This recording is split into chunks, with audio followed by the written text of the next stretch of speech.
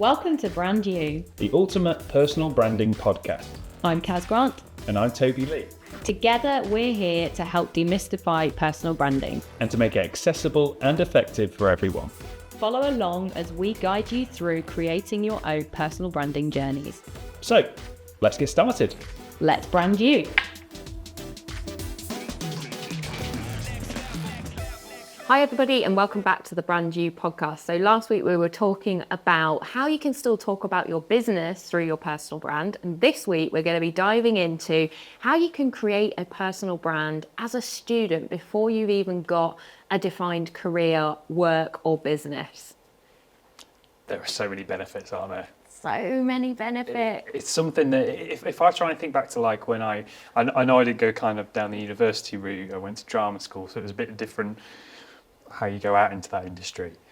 But certainly if something like this was as accessible for me at the time, or I knew the benefits that I know now being where I am, and what I know about business as well, and running business and how businesses work and how they employ people, yeah, you can really use it to your advantage to make you a very favourable person to employ, can't you? Absolutely, yeah. And I think, again, it just goes back to the start a personal brand, create that visibility, that online world of yours before you need it. Yeah.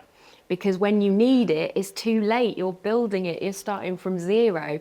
You're starting from zero as a student. Start building it now. Then when you do go into the employed world, or you're starting your own business, or whatever that future looks like for you, you've already got a level of influence, you've already got a level of connections. Yeah. If your network is your net worth, you've already built an element of that before you even go into the world. I really wish, I never went to university or anything like that. I literally left school and then I went straight into the military. And I kind of guess it's the same thing because I didn't need it back in the military days. Yeah. But then as soon as I came out of the military, I needed to have already built these connections up. And I didn't back then. Yeah. So again, it's looking at what do you need to do now as a student to then set yourself up in a good position for when you leave and you go into the real world. Absolutely, yeah. I've seen some great examples as well of how it can be really beneficial recently on Instagram of, I don't know why, it must be because I've quite an interest in theatre still and things like that, but I keep getting these reels pop up that are training or studying theatre production students. So they're doing the lighting one day, they'll be doing sound engineering the next. And because they are exposed to so many different things, they're sharing these little day in the life videos. Here I am putting the lights together for this show tonight. Here I am doing the sound live. And it's really interesting to watch. It's engaging as a kind of neutral viewer, but also what a fantastic way to document what you're doing as you're studying. Because a lot of the time, you know, you go to university and people think you're going to just get your qualification and then we'll take you seriously. Whereas actually you're exposed to so many fantastic experiences, aren't you?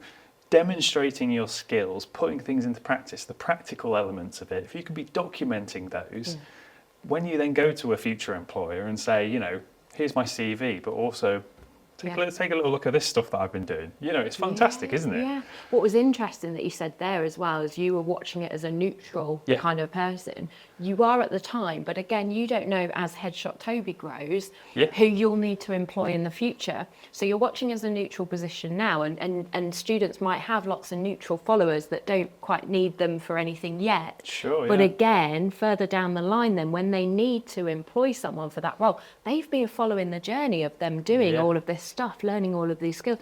You've bought into that person, you like that person.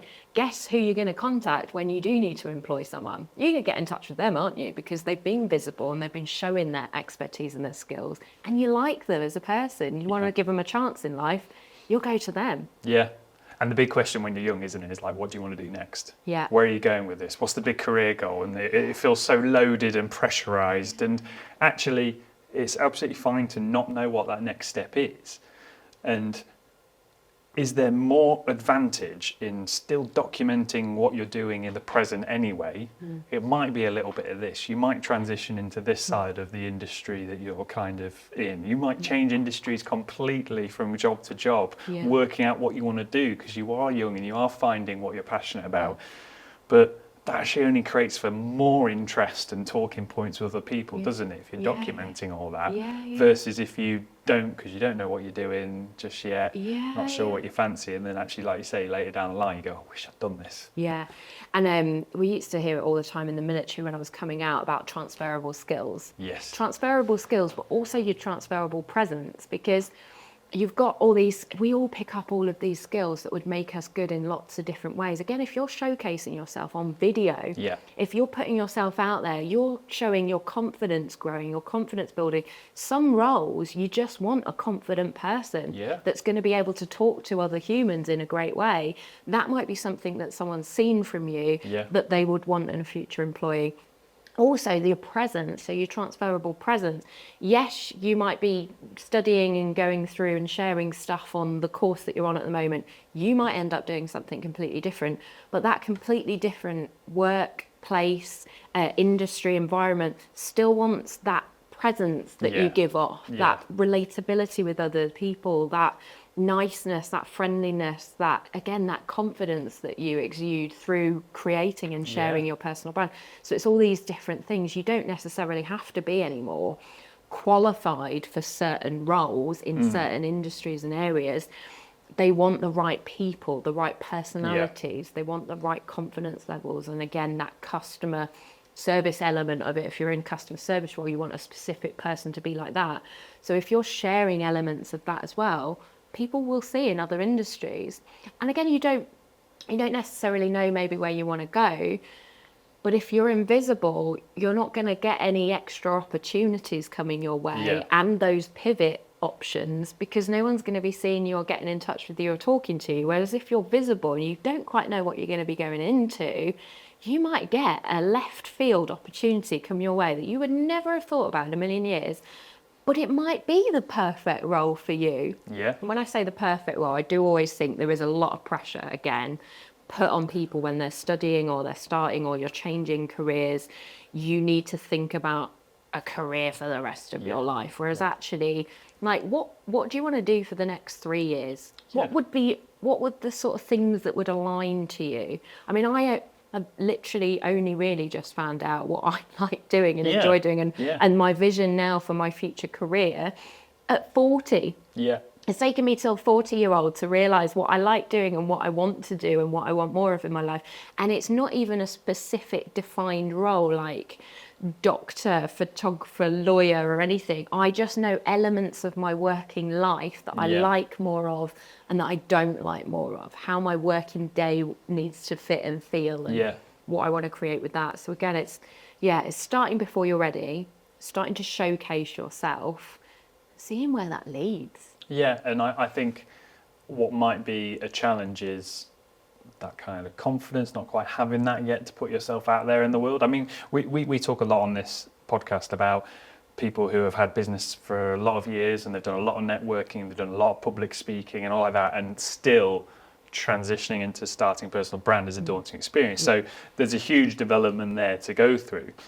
But there's nothing more exciting when people do pop up that are, only 21, 22, just out of university, and they're just saying, this is what I can do, this is, and it's really kind of admirable, and it just really stands out, doesn't it? And if you can just start playing with that and toying with it, that confidence will come, even if at the moment it feels completely daunting to do. Yeah. And again, you're not going to get to that 40-year-old business person and be worried about it then, because you've already tackled this worry in your early 20s. So actually, again, by 40, how comfortable and confident are you going to be on camera? So I almost look at people, because I help people personally brand, and I'm in the network marketing industry as well, which helps people start their own businesses and dip their toe into businesses. A lot of what I do is taking people from they don't believe them in themselves to that belief and what could be achieved in them. Yeah. When I see people, I don't look at the person that's in front of me necessarily, look at the person in front of me, but I think, oh my gosh, you have no idea how incredible you could be if you dipped your toe into all of these, if you started doing stuff, if you started creating a personal brand, if you started a business, if you started personally developing and growing and doing all of this confidence building stuff, you have no idea how incredible a human you could be by my age. Yeah, I don't know, yeah, it's like, absolutely. but you could be absolutely incredible, but you've got to start and not put it off. And I think that's actually the superpower that the younger generations have got now and students is, so I've had to start later in life getting comfortable on camera. I didn't know what social media, I didn't have social media at their age in my life. I didn't have social media. It wasn't a thing back then. You wouldn't have had a camera in your pocket. Wouldn't have had a camera in my when you were pocket. younger, Like, it's so weird to think about those days now, actually, isn't it? And I do think, wow, like that. Yeah. It is a completely different world. These guys have grown up with cameras. You know how to use one. Yeah. We didn't even know how to use one. You know how to take the best selfies. You know how to take the best lighting. You know all these little things already that the older generations are having to learn to create their personal brands. You know it all. You know all of the how to use all of the stuff. You just got to do it and put it into place. And I guess maybe the stopper isn't how to use the equipment or how to do it or even the confidence of it. It's what can I even share? Yeah. Because again, like you've maybe not got a particular mission. You've not got your target ideal audience. You've not got a business and you need to sell products. You've not got a work and you need to get clients into that work. You're finding it all out. Yeah. But that's what you share. You share the journey of you finding this stuff out. Whatever you're doing as a student and studying and learning, like you said before, there's some content. So your content pillars, again, you can create content pillars as a student. Write down, what are you studying? Yeah. There's a content pillar. What do you like doing outside of that? Do you play lacrosse at university? Do you go to hockey? Do you play football? Do you go to the gym? What do you do alongside of that? Are you at a gaming club? What is that to you? Another content might be like, what are you learning outside of all of those things? Like, how are you growing? How are you personally developing? What are you doing in that area? So those could be your 3 content pillars. So when you're at uni one day, you think, oh, what have we learned about that day? How can I share that with the world? Yeah. And again, nobody's expecting you to be perfect. Nobody's expecting you to have all the answers, know all the answers just because you're studying this course. So it's thinking about, again, sharing it, not in a, this is the fact, this is the truth, this is the only way kind of thing, but it's sharing it in the story of I learned this today because I'm studying this course. I thought it was really interesting because, why was it interesting to you? Have you guys ever thought about anything like that? What are your points of view on that? What are your ideas with that? What would you like most about that? And again, sparking those conversations up with your audience, showing people your hobbies alongside of it. Again, it builds up your character view of them. People are getting to see a 360-degree view of you and who you are and what you like. And again, it might be a hobby doing lacrosse, but what is it about that you love? What did you do training the other night? Someone injured themselves. Oh my gosh, like awful. What happened? What was the learning curve there? What did you take from it? How fragile life is, or how we can't take our health for granted. How there's all these different themes and things that you can talk about within that. Personal growth and development, you're learning all these things, but also is creating your personal brand something you want to talk about, and actually how you were nervous to start it before, but you're getting more confident in front of the camera. Like there's so many different things you can talk about, even when you haven't got a specific thing that you're focusing on. So creating content around that, but also then again, it's growing your audience, growing your network, growing your connections online. So I think that's a really important thing that they can start doing off the bat. Because again, the more eyes you have on your stuff, when it comes to then you are leaving uni in a year's time, you need to get a work placement, you need to get a job, something like that. You've built the audience that can connect you to those jobs, especially if you're building on a platform like LinkedIn or something. Yeah. Maybe not. And I'd actually encourage all of the students out there actually to, be on other social platforms. We had Paul on a TikTok talking about that the other day. If you want to be on TikTok and enjoy it, go on TikTok. You want to be on Instagram, go on Instagram. There's no specific platform that you need to be on as a student because, again, you don't know your target audience. But I would encourage you to go on LinkedIn and start being present on that platform because that's going to be your gateway into the working business world. So definitely get on that platform. And again, it's a platform that I don't see many students on. No. If any.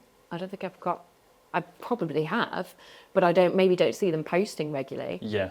There's only 1% of LinkedIn's billions of users that post content on LinkedIn.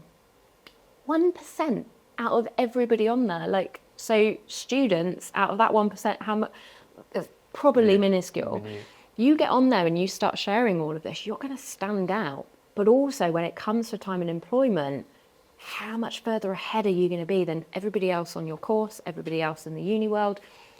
I think that's one of the things at the moment, isn't it, that I hear so much coming up in the media about the struggles that students have. It's finding employment afterwards. If you've already built up those networks, those connections, they know you, they trust you, they buy into who you are, you're not going to struggle. No. To get that next step on the ground. Not a chance. So it's probably worth us kind of recapping what a personal brand is. Yeah. Just very briefly, in that it's managing your reputation, isn't it? And deciding what you want to share to publicly from you for professional benefit, isn't it? Yeah. In a nutshell. In a nutshell. So it is using LinkedIn to, like you say, share about parts of your skills, services, what you're learning, those kind of things.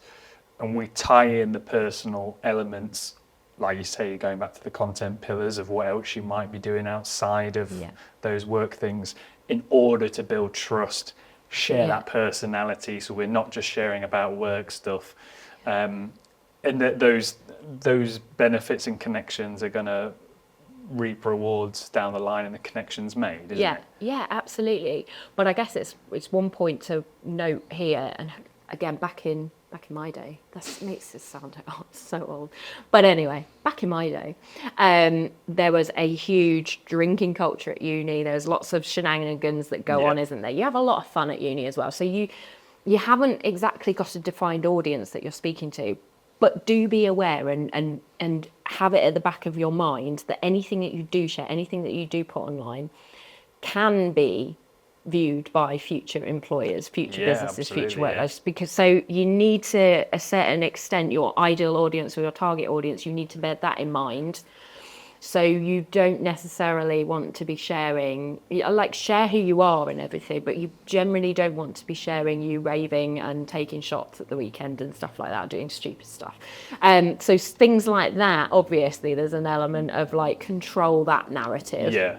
Or at least where you put them as well. At least where you put them, If it's on a story on Instagram, it's going to disappear in 24 hours and all your friends are on Instagram, it's a bit of a laugh, then that's different. Yeah. But if it's on LinkedIn especially, obviously, and I feel like we're teaching people to suck eggs at that part, but it is necessary to mention because, again, we're thinking about who's going to be viewing it and who's going to be watching it. So I guess as a don't do that, that's about the only kind of thing. Yeah. Just damage limitation your reputation. There's also a great opportunity to make connections via the people you're working with, so like your tutors and lecturers. So if you've got kind of lecturers just popping in for a term or one-off workshops that out in the industry that you're studying to kind of be a part of, do have an air of influence, tag them, share that you're working with them, use all those things, because again, we trust by association, don't we? If I'm an employee and I know that person that you've tagged and mentioned, and I highly respect them, and you've worked with them, then I'm going to hold that in high regard when I meet you. Yeah. So share the projects that you're working on, share the tutors, the instructors, all of that kind of stuff. The coach in the football team that has really inspired you or done that, or has made you think a different way. Share all of those people, because again, you don't know the ripples of those connections we'll have as well. Yeah. And like you say, that trust element in you, that reputation building part, if you're linked to somebody who has already got that level of trust and that reputation, perfect. That's just going to like spread onto yourself as well. So it's putting all these things in place, isn't it? Before we're fully formed humans and we know what we want to do in the world, we can start to do all of this and start to take control of our personal brands. And I think, again, that's a great part to this, because a lot of people are online and just spreading stuff and what they think and spreading stuff that their friends might like or enjoy and things like that. And actually it's taking control of your online world whilst you're a student and being a bit more strategic and thinking about the ripple effects and the ramifications of anything that you do share. Not overthinking it to the point where LinkedIn platform must be professional, I must share it in a business-like way and sound uber professional. Not like that, but sharing it in your voice still and in your way, but just being aware of maybe not saying too much of one thing or another, or opinions, kind of, I guess, if you're going down like political views or like religious views, or again, be careful what you're sharing. Try and be a bit vanilla. Maybe if you're a student, you don't quite know what you're going to go into. The only time I'd say be a bit vanilla in personal branding, because if you have got a mission, you have got a thing, you can be a bit more juicy, because you're specifically targeting that person. And actually, if you alienate all the others, it doesn't matter online, because that's the way you're going and that's who you want to work with. When you're a student, you don't know. So you don't know who you need to alienate or not alienate. So be a bit more vanilla with what you're sharing. Another top tip I'd have for students would be to utilise resources that are available to you. Because whether you're at college or university, so for example, me being a headshot photographer, my first piece of advice would be, if you want to start being taken seriously by those who haven't met you in person but they're come across you online, for example LinkedIn, if you can get professional photo on there over a selfie, people are gonna accept your connections far more easily than if it's a self-taken photo or from a night out or something like that, which I do see a lot on LinkedIn. You know, go to the photography department, you know, go find some students, ask, you know, like, do you want to do something, like, or is there anyone that will just take a professional photo of me that I can put out there? Start thinking about how you visually want to be represented. Like, I think I was so excited to kind of, because I went into acting, I had this idea of what I wanted to be as an actor, like what I wanted to, the kind of work and roles I wanted to do and things like that. And I, even from like age like 13, 14, I guess at that age I kind of wanted to be a musician as well. So I would go out and do my little photo shoots in a field with my guitar over my back and stuff like that, and put them as my like profile pictures on social media and stuff like that, because I was just like, I want to be seen as the songwriter, I want to be seen as this and that, and I think it's a really useful skill to have, to understand how you're representing yourself at all times. The earlier you can start playing with that and going, well, it's kind of like the episode we've done recently on the perception gap, you know, internally I want to be seen as this, so externally, how do I share that to the world? And it will have a huge effect. And that's why that's why the overthinking with the personal brand is a bit like, don't do it, because actually you've almost got to have a play around with it. And you might not know, and you might want to come across a certain way, and then it's perceived a different way, and lots of different elements to it. So have that playfulness with it. Have that, you don't have to be perfect. This is not something that you will complete, and that's it, and that's the end of it. Like, this is a journey that you're going on, that you're taking your followers on, that you're growing over time. Play with it and have a bit of fun with it, and just see what's received better than other things, and vice versa. With the images, definitely. Like, you can be creative with it. And like you said, I like the collaboration side of it as well, because everything in the outside world and the business and the work world is very much collaborative. So the sooner you can start collaborating with other people as a student as well, again, the better skills that's going to give you for the future of collaborating with future businesses and future workplaces. So again, just playing around with all of this stuff. I think it's exciting being at that point in life. I think there's a lot of people who are a bit fearful, maybe anxious at that age at the moment, and they don't know what to do or what not to do, and there's a lot of pressure on their shoulders. But actually, take some of that pressure off. And actually, you don't have to have everything figured out yet. Like, this can just be part of you. I haven't. You'll never have it figured. If you ever complete life, like, that's a bad day because everyone's going to your funeral afterwards. Do you know what I mean? We're all figuring stuff out and pivoting along the way and growing and developing. This is just the first steps for you of doing that. And that's an exciting place to be at because you can create incredible things. And like I said at the beginning of this, you don't even know. You do not even know what you're going to create, what path life is going to take you down. This is exciting. Absolutely, yeah. It really is. So get excited about it as well. And maybe join forces with friends and do this as well. Like, if you've got a friend that you can both start personal branding and being a bit more strategic and creative with it, you can do it together, and you can help, again, each other film different shots and take video formats, take just normal still shots. You can help look at each other's personal brands from the outside and say, oh, I think you should do more of that and less of that. And, oh, have you thought about doing that? Like, work together and little mini projects with your friends on it as well. So instead of spending your time on social media, scrolling, comparing, getting more anxious, feeling more lost with the world, feeling more like AI is taking over, there's no jobs available to you, getting sucked into all that negativity online, you are not consuming any more of that negativity. Your focus is creating. You're one of the creators. You're one of the top 1% on LinkedIn. If you're on LinkedIn, you're creating something. You're creating your future. That's exciting. That is really exciting. I like that. So today's action step then for you all is to, if you haven't already, create a simple LinkedIn profile and just make sure, if nothing else, you have a clear cover image that, again, is what you want to portray to the world. So a profile image, and then also maybe a bit of the bio. And in the bio, you can put that you're a student studying, open to collaborations, connections, and then whatever that is to you.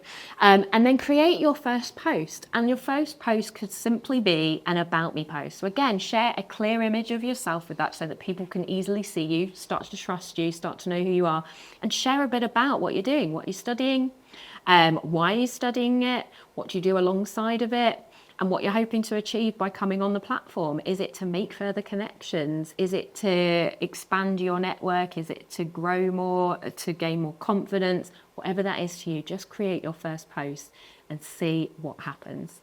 So thanks very much for tuning into this episode. Next time, we're going to be talking about polyworking. So how do you manage your personal brand if you have separate careers going on? How do you make sure you communicate across all of them on all the platforms you might be on as well? So that'll be a really interesting one to tune into.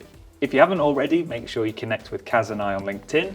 And if you have any personal branding questions whatsoever, please don't hesitate to reach out and ask us. We'll be more than happy to help you.